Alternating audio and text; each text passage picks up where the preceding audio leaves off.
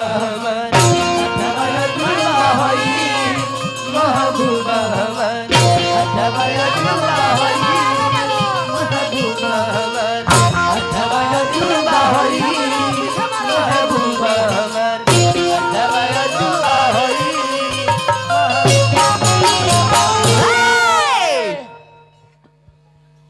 अच्छा ये बताएं हम तरौरा के ऐसा कोनो उल्टा बात तो ना बोल देनी है जे बड़ा गरम बनी है क्या आज?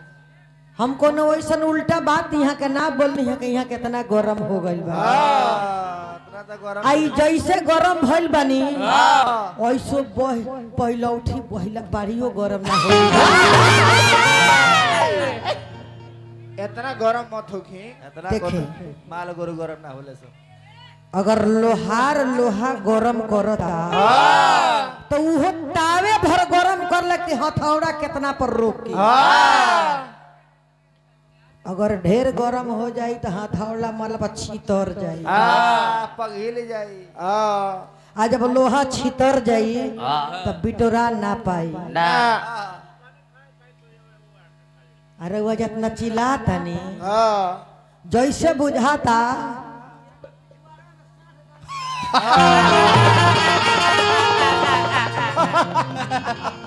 जितना रुआ चिल्लाता नी रुआ चिल्ला का हमरा डर नहीं खे ये रुआ काहे इतना चिल्लाता नी हमने के डर बज फाटे मत आवाज आवाज हमरा ई डर होला कि फाट मत जाओ आवाज मान ली नटैया फाटी त आवाज के ना निकली यहाँ का आवाजियो नु ढेर बा।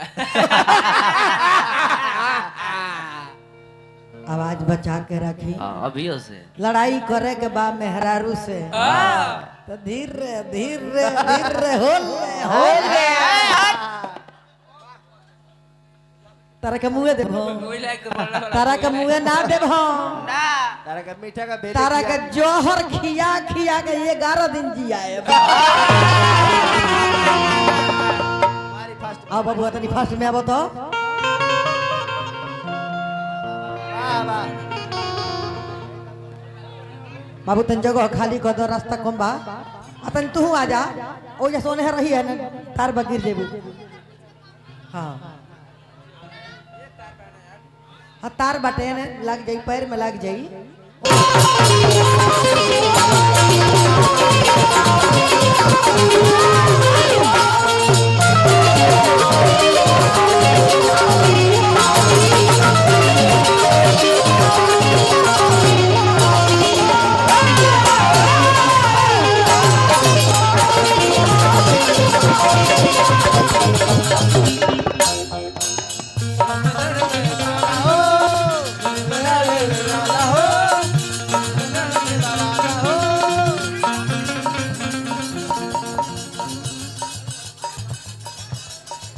आई हमरा तार टूटल बा भैया के तरफ से हजारों हजार का आशीर्वाद आई।